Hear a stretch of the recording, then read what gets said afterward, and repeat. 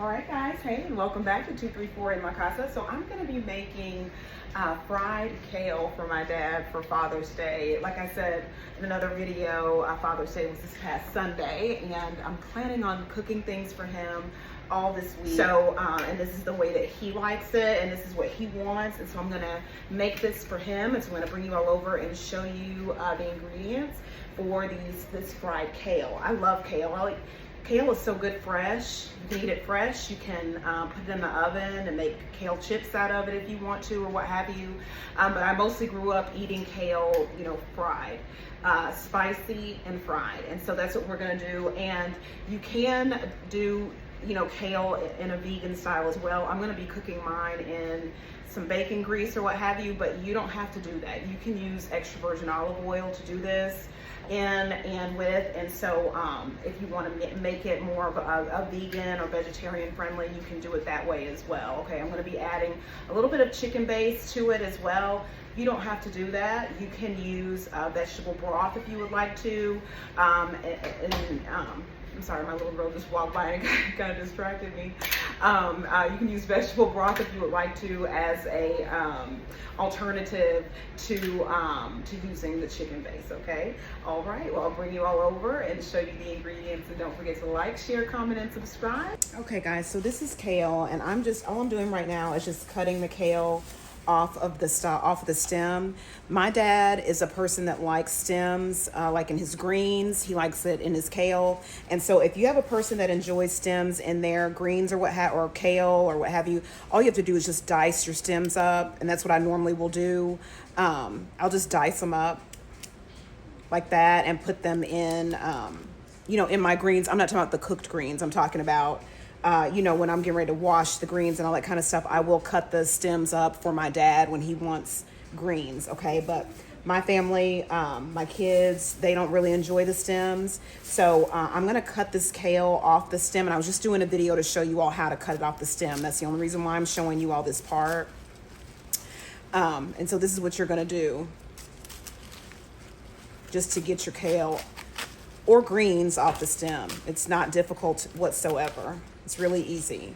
And then after this, I'm gonna take this kale, I'm gonna take it and wash it several times, and then we'll get it cut up the way that we like it cut up. All right, y'all, so I'm gonna add some bacon grease to my skillet here to get ready for this fried kale. And I don't even know how much that is, maybe a tablespoon and a half or so. And if I need more than that, I'll add some more to it, okay? All right, y'all, so I think I'm gonna add just a little bit more bacon grease to this skillet. So it's probably like maybe half a teaspoon or a teaspoon or so. Okay, you guys, and so to this, I'm gonna add some bell pepper and onion, and it's diced. The bell pepper was frozen. I don't even know how much bell pepper I used. It's not that much bell pepper. And then this is half of a fresh onion, a fresh yellow onion. And so we're just going to saute the bell pepper and onion just to get it a little bit soft. And I've got my heat on medium, and I'm going to add a couple of pinches of coarse kosher salt to help these vegetables sweat some, okay? And if you don't want to use bacon grease, like I said, you don't have to. You can use butter, and I may add some butter to this as well, or you can use extra virgin olive oil if that's what you would prefer to use, or you can use ghee. You could even use vegetable oil or canola oil if that's what you would prefer to use, okay?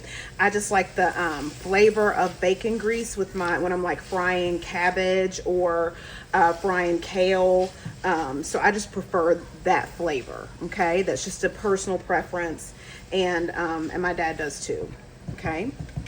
All right, y'all, so let's see here. This looks really, really good. I turned it down to medium-low.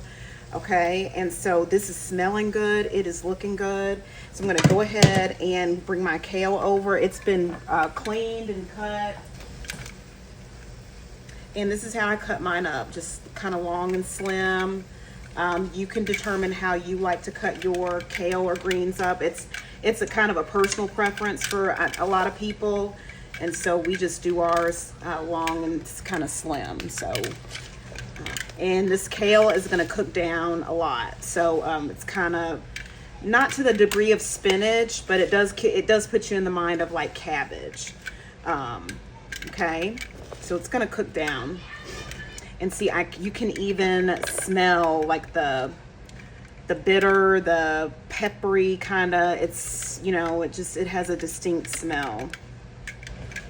Like, it's not, in my opinion, and I could be wrong, but this is just my opinion, like collard greens have a distinct smell. They have a savory smell to me. But mustards, kale, they have like a peppery kind of, just natural pepperiness to them. Okay, and so I'm going to, I have a small whole jalapeno that I've already washed and everything that I'm going to place on top of this. And when I make my collard greens, I put a pepper in my greens too. And I'm going to go ahead and add some pink Himalayan sea salt just to the top of this. Okay. And this is the chicken base with water, and I'm not going to add a whole lot of this. I'm probably going to add about half of this. And this was a teaspoon of chicken base and a cup of water. Okay, we'll just see along the way if we want to add any more along the way, because like I said, these are going to cook down. So we're just going to put and you can see that it's already started cooking down. So I'm going to put the lid on this and check back in about 10 minutes. Okay, this kale is done. I'm going to show you all how much it's cooked down. Look at that. You see how much it's cooked down? So anyway, this is just enough to get packaged up and give to my dad. This was one bunch of kale, and this is how much it cooked down. And this was the largest bunch of kale that they had. So this kind of gives you an idea. For him, it's just like one serving, okay? I did go ahead and add some crushed red pepper to it while it was cooking. Crushed red pepper to it while it was cooking, just to give it some heat. And you can see that a lot of the liquid and everything has cooked off, and it's nice and tender. Okay, so I'm going to take a taste of it real quick.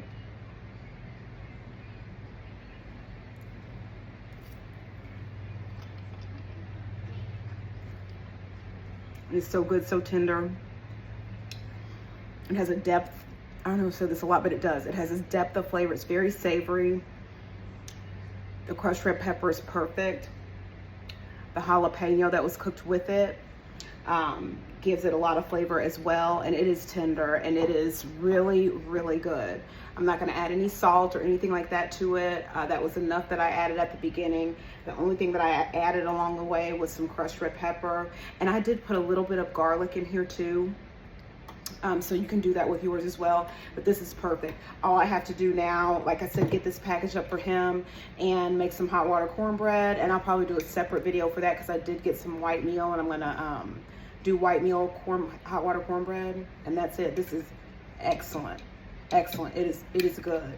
And the chicken base is what kind of sends it over the top, along with that little bit of bacon grease. Is really, really, I mean, you can taste it. It's all the flavors meld together so beautifully, so eloquently. It's like a little symphony of kale. I kid you not, it's good. All right, okay guys, well I will see you all back here for another episode of 234 in my Casa, and don't forget to like, share, comment, and subscribe.